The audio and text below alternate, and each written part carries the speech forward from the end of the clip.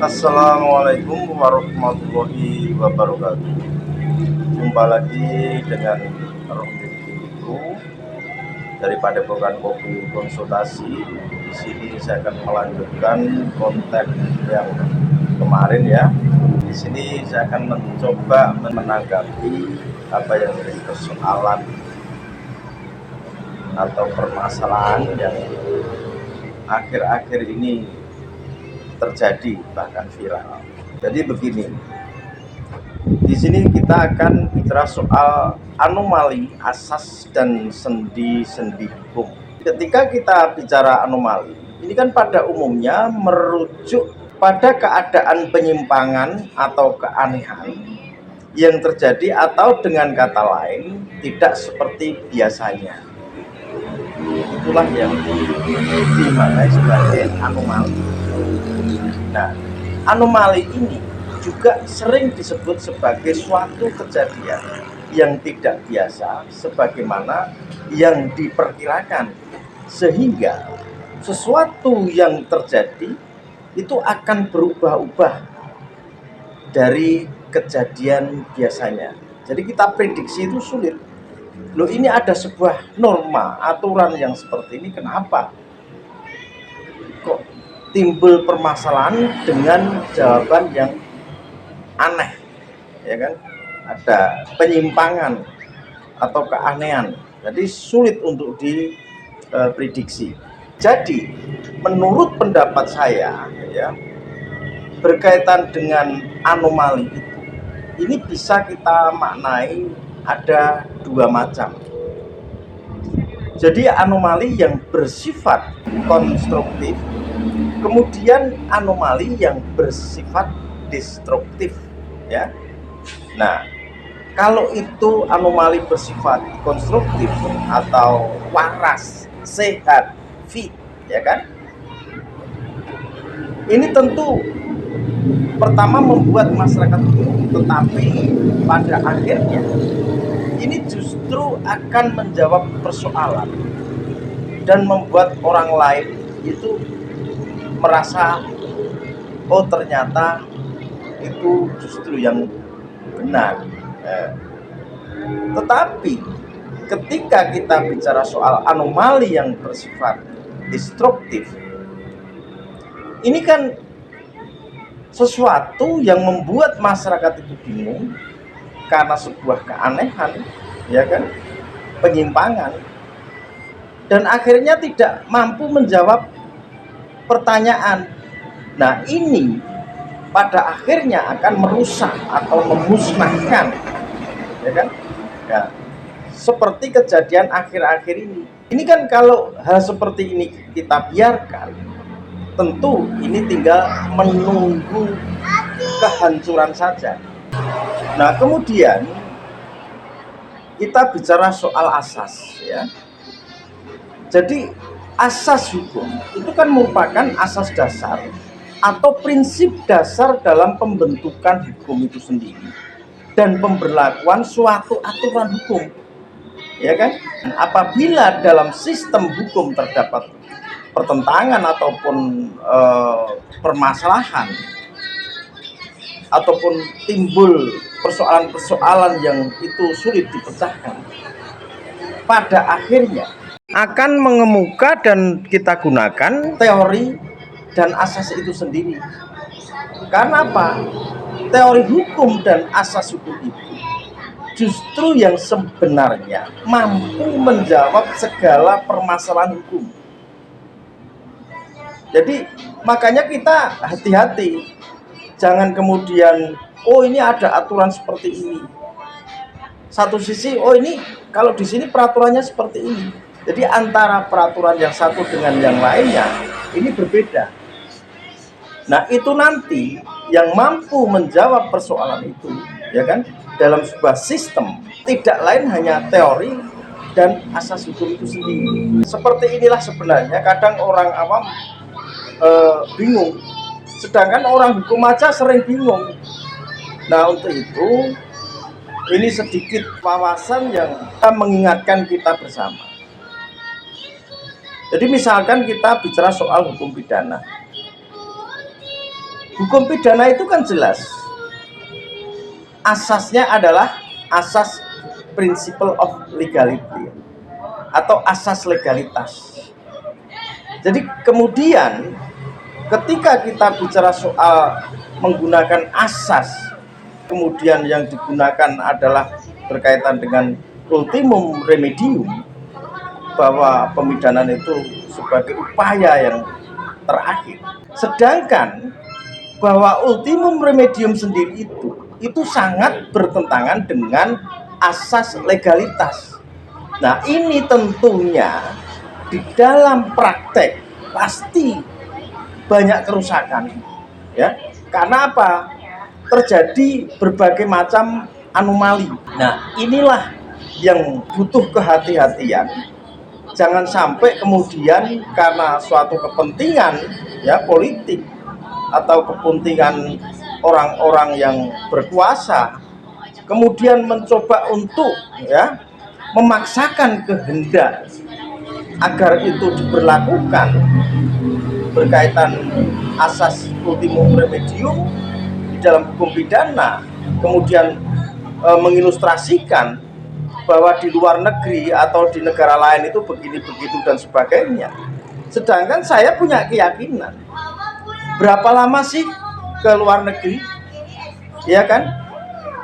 Apa bisa atau mampu hanya 1 minggu misalkan ke luar negeri, kemudian memahami permasalahan baik itu dari legal substansinya, legal struktur, dan legal kulturnya di dalam suatu negara yang akan diikuti. Kami yakin tidak mungkin, ya.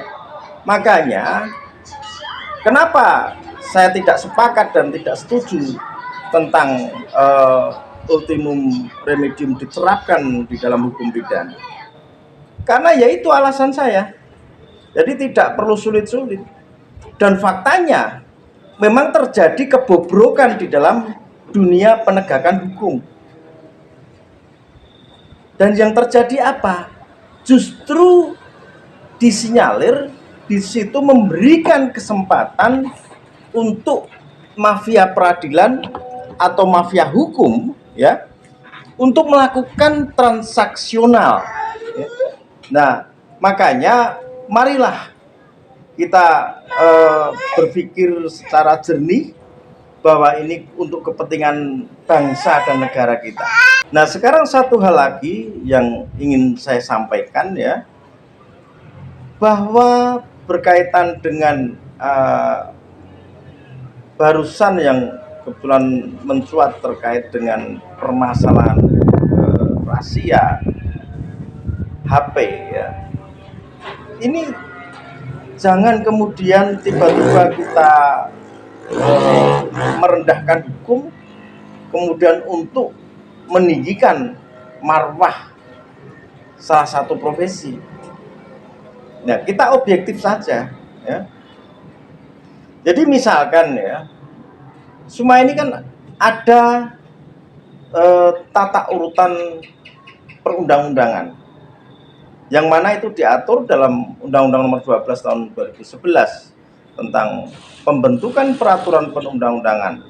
Nah, misalkan di sini yang tertuang dalam pasal 7 ini kan menjelaskan tentang jenis dan hierarki perundang-undangan. Yaitu misalkan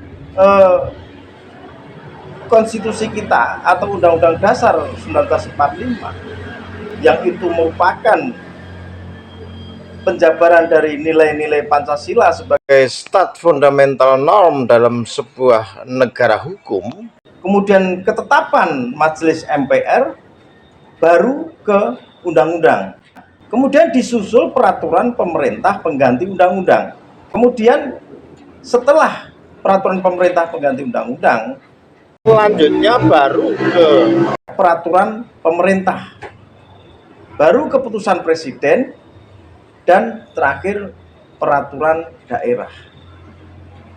Ini hierarki, ya kan? Jadi kemudian kalau ada institusi membuat peraturan, ya kan? Sedangkan peraturan yang dibuat itu bertentangan dengan peraturan yang di atasnya, itulah yang dinamakan bertentangan dengan asas. Nah, ini asas yang masuk, asas yang muncul, asaslah yang menyelesaikan. Namanya lex superior derajat legi inferiori. Jadi peraturan yang ada di atas itu bisa atau dapat mengesampingkan peraturan yang ada di bawahnya. Namun demikian, ya, ini kita kembali ke anomali hukum tadi. Ketika, ya kan, itu misalkan untuk kepentingan anak didik, tentu ada prosedur, ya kan, atau mekanisme yang harus dilakukan oleh seorang guru. Nah, ini juga tanggung jawab moral, tetapi bertanggung jawab yang secara benar, ya kan. Jadi jangankan misalkan institusi yang itu tidak berwenang, yang berwenang aja ada aturannya kok, ya kan. Contoh misalkan berkaitan dengan penggeledahan. Penggeledahan itu yang dilakukan oleh pihak kepolisian itu harus ada insus atau izin khusus dari ketua pengadilan negeri setempat. Jadi tanpa itu juga tidak sah, terkecuali, ya kan, kepentingan itu mendesak, ya kan, keburu kabur atau bagaimana, baru insus itu dibuat setelah dilakukan penggeledahan. Karena apa? Ini syarat, ya. Jangan kemudian dikatakan bahwa hukum di atas aturan, kemudian profesi yang merasa direndahkan dan tidak punya marwah. Ini kan butuh pemahaman tentang hukum dulu, ya. Saya yakin tidak ada yang merendahkan marwah profesi apapun di negara kita ini, bangsa kita ini, selama itu dilakukan dengan benar, ya kan. Makanya ini sebagai suatu gambaran agar semua pihak harus menggunakan asas kehati-hatian agar tidak menimbulkan permasalahan baru, kemudian terjadi saling menyalahkan dan saling merasa direndahkan. Ini saya yakin tidak ada. Hukum diatur, ya, hukum diciptakan itu kan sesungguhnya untuk dilaksanakan. Kemudian tujuannya untuk melindungi kepentingan manusia. Jadi jangan dikira nanti ada yang tidak terlindungi, semua terlindungi. Jadi kami kira itu yang bisa kita sampaikan hari ini. Kurang lebihnya mohon maaf. Billahi taufik wal hidayah. Wassalamualaikum warahmatullahi wabarakatuh. Matur nuwun.